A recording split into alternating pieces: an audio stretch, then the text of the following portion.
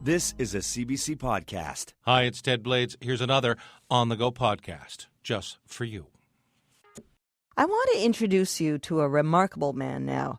James Weedmark is from London, Ontario. A few years ago, life dealt him a hand that would have defeated many.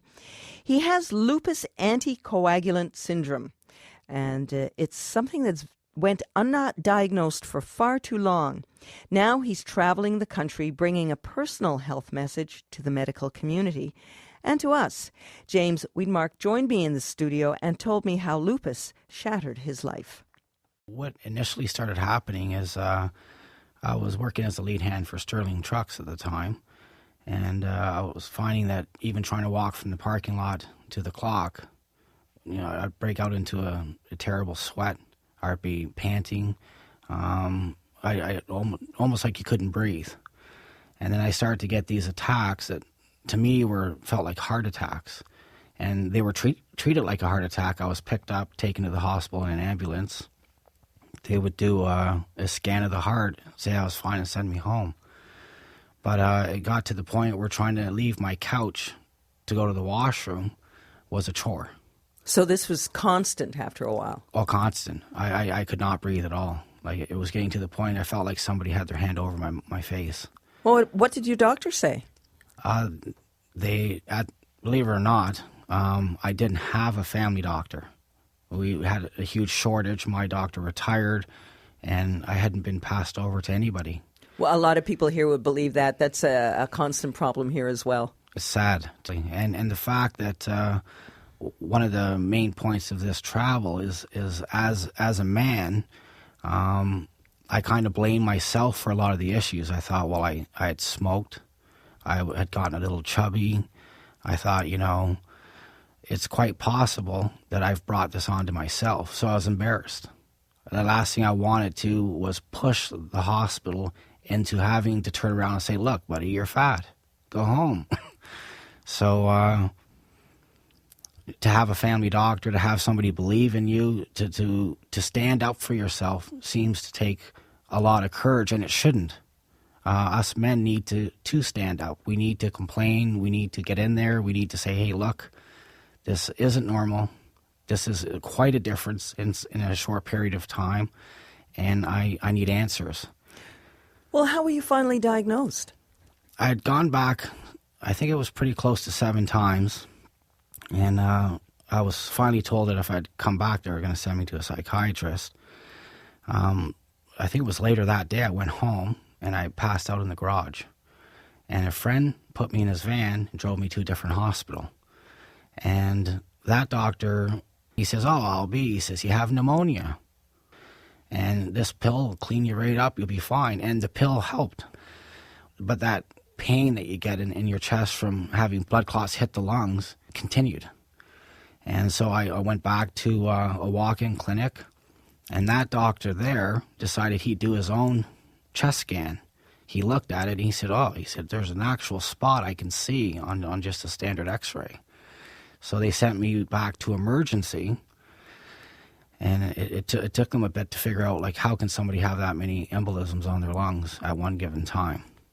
And as you know, like, one embolism is usually enough, can kill a person.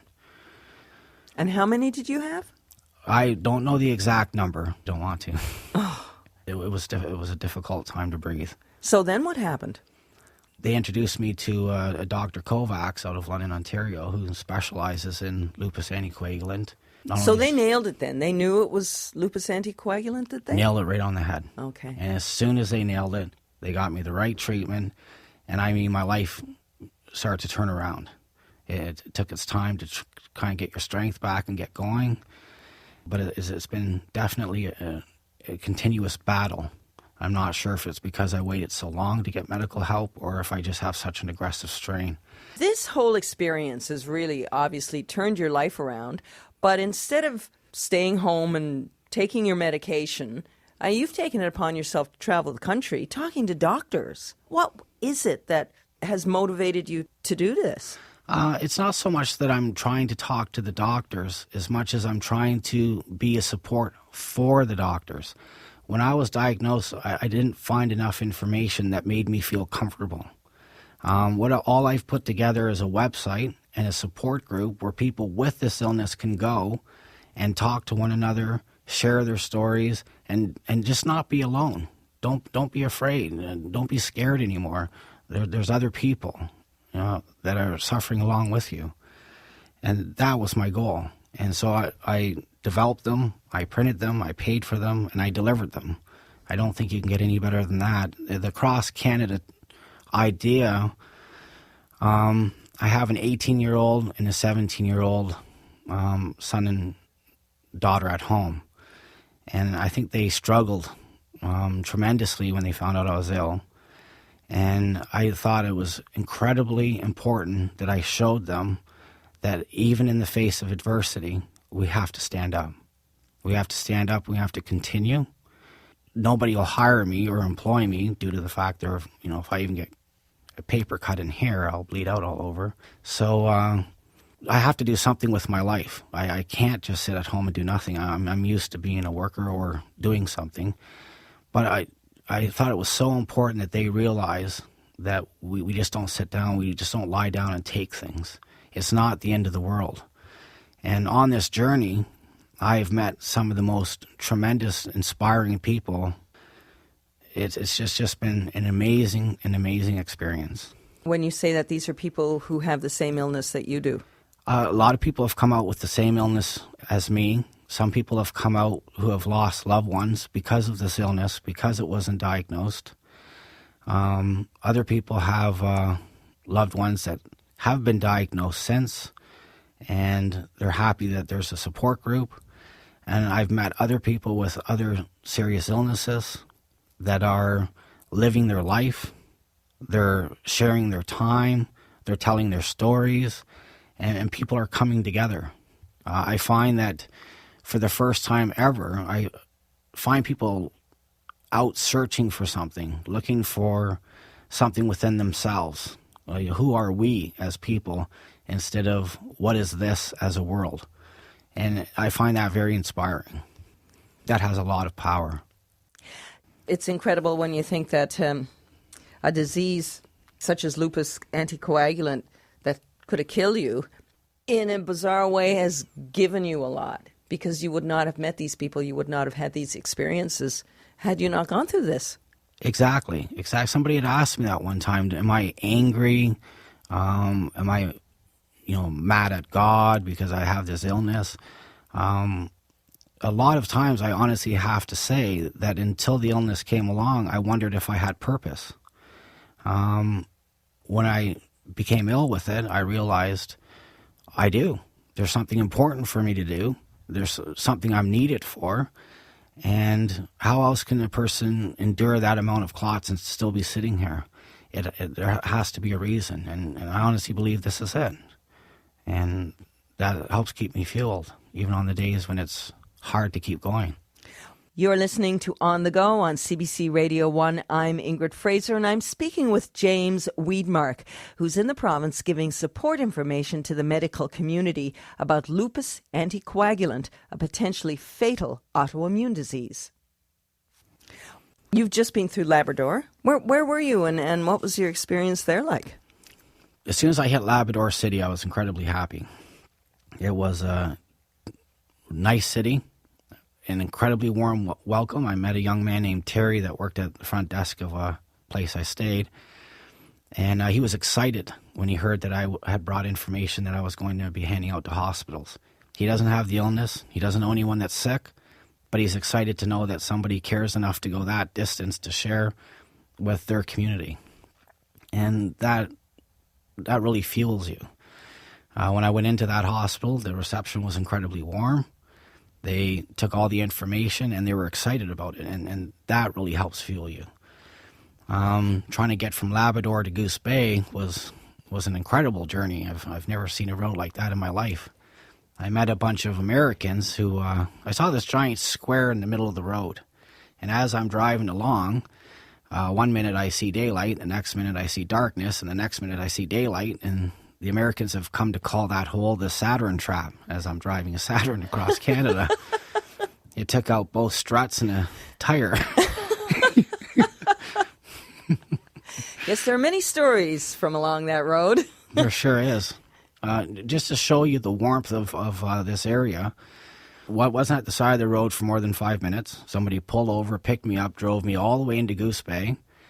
A fella that owns Speedy Glass there came out of his home at night, down to the store, opened up, installed a new tire on my rim, and so I could get safely into town.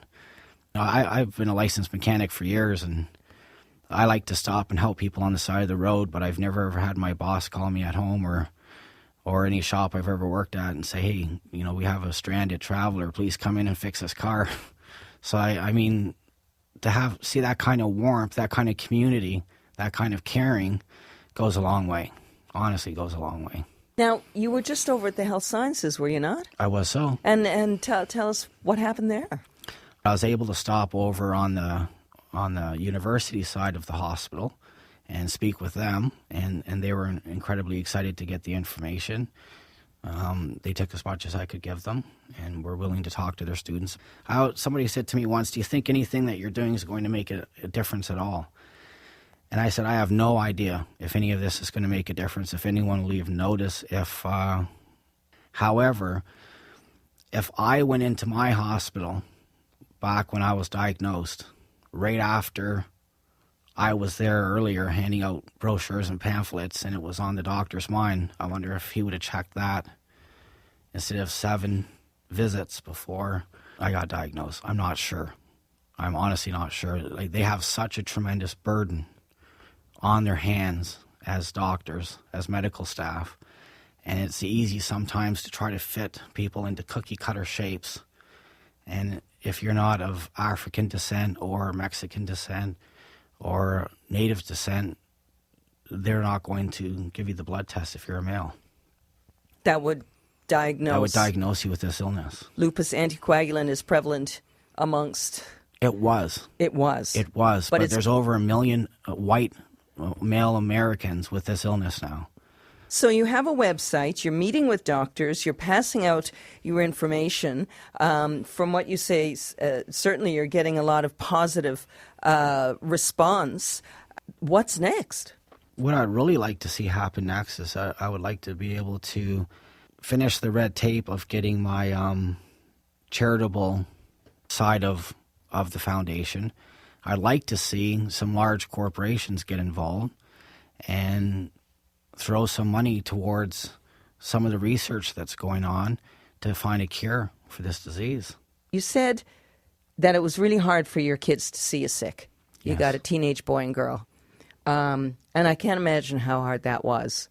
I know when I have a little mild illness, my 16-year-old son gets distraught, right? And that's a nothing illness. And you wanted, now that you can no longer work, you wanted to show them that you could do something. What do they say to you now? They're very proud. They stand behind me. My kids had lived with me for, I think, close to 6 years prior to me being diagnosed. And my son was so scared he left to live with his mother. He didn't want to be the one that came home to find me, or because he had come home once and I was lying on the floor, blood all over the place. And I can imagine the fear, for such a young boy. And now they follow my blog. They're my greatest supporters, and they're proud of me, and I'm very proud of them. So I just think it's good. And I also notice that doing this has caused them to be more aware of others and other people's needs. And a lesson I wished I had learned quite a while ago. I think we can all learn to, like you looking across the table from me, I'm sure that I don't look that sick to you. You look fabulous. Exactly. And so when I go to different places and I try to explain, well, please don't give me the room at the very end of the motel. It's hard to walk that distance. And as men, we are so used to thinking that we are what it is we do for a living. And that's not who we are. That's not what we're all about. It's what's inside, what makes you you. It's your ability to stand up, your ability to face the day, and your ability to have heart when it's needed most. Well, I don't think I've ever met anyone with more heart. It was an absolute honor meeting you. Thank you very much for coming in. Thank you for having me. And thanks, St. John's, for being so kind to me. James Weedmark is from London, Ontario. He's driving across the island and taking the ferry from Port aux Basques to North Sydney to continue his cross-country tour. His website is called A Weedmark Foundation. That's AWEEDMARK Foundation.com. And you can find his email address there, and he'd dearly love to hear from you. Mr. Weedmark left me 4 T-shirts to give away, and what I'd like you to do, if you'd like to get one of these, is to call Talkback or email us with a story about someone who has inspired you, someone with that kind of quiet strength that carries themselves and others along.